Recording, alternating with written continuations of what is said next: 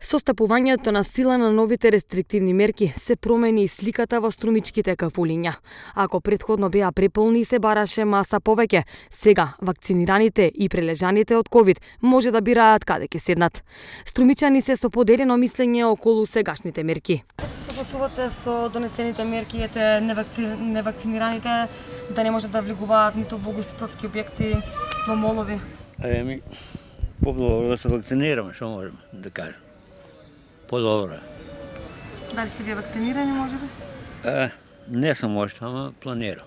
Дали се согласувате со донесените мерки да не можат невакцинираните да влегуваат во кафулиња, во молови?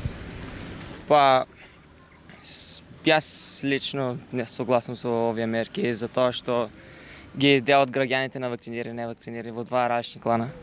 Така. Дали сте вие вакцинирани, може? Па, не сум вакциниран, јас лично.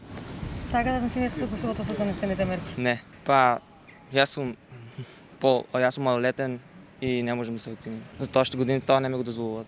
Па мислам не треба, ама не е толку многу тешко за младите, многу тешко. Не повеќе страдат младите. Преди младите се вакцинирани после 18 години, те се вакцинирани цело. И јас не бех се вакцинирал, и јас се вакцинирах, не може да презва нигде.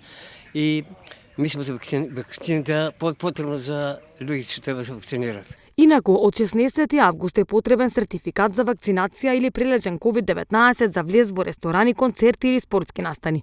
Граѓаните со потврда за прилежен COVID-19 може да посетуваат угостителски објекти, но само 45 дена по болеста, пошто ќе мора да имаат потврда за вакцинација како и сите други.